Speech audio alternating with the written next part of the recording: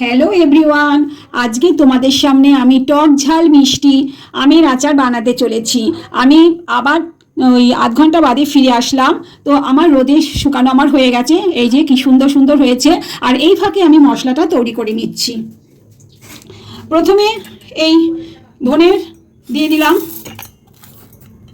তারপর সাদা গোটা জিরে দিয়ে দিলাম, মৌরি দিয়ে দিলাম, জোয়ান দিয়ে দিলাম, আর 8-9টা কাঁচা লঙ্কা শুকনো লঙ্কা দিয়ে দিলাম। এগুলো ব্লেন্ড করে নিয়ে আসছি। আমি এই ফাঁকে কড়াইটা গরম করতে দিয়েছি। কড়াইতে সর্ষের তেল দিয়ে দিলাম।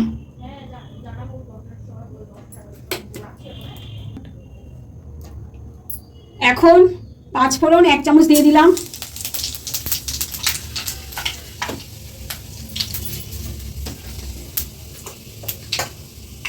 হয়ে গেছে। এখন আমগুলো আস্তে আস্তে ঢেলে দিচ্ছি।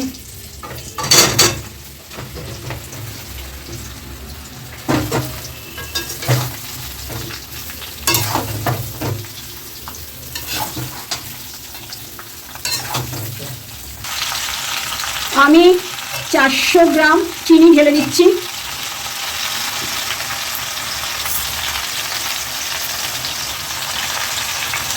এবার আমি 30 মিনিট নাড়বো। 30 মিনিট একদম লো আঁচে রেখে দিতে হবে। 30 মিনিট বাদে আমি আবার ফিরে আসছি। নেড়েছে 30 মিনিট বাদে আমি আবার ফিরে আসবো, যাতে আমগুলো ভালোভাবে হয়। আমি 1/2 চামচ বিট নুন দিয়ে দিলাম, আর একটু লঙ্কার গুঁড়ো দিয়ে দিচ্ছি কালারিং জন্য। বেশি না, অল্প দিয়েছি। এই চিনির থেকে অনেক জল উঠছে। এখন 1 ঢাকনা ভিনিগার দিয়ে দিলাম, যাতে আচারটা অনেকদিন লাস্টিং করে।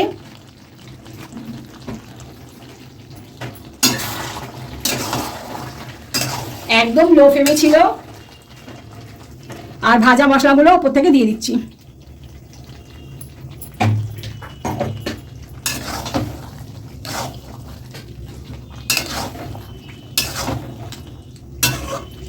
এরকম আচার তোমরা বাড়িতেও বানিয়ে খেতে পারো। এখন তো আমের সিজন চলছে,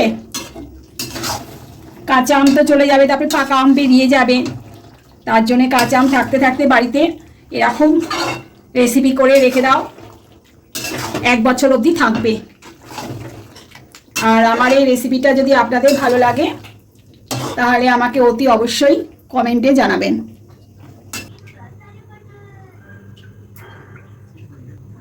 আমার টক ঝাল মিষ্টি আমের আচার রেডি।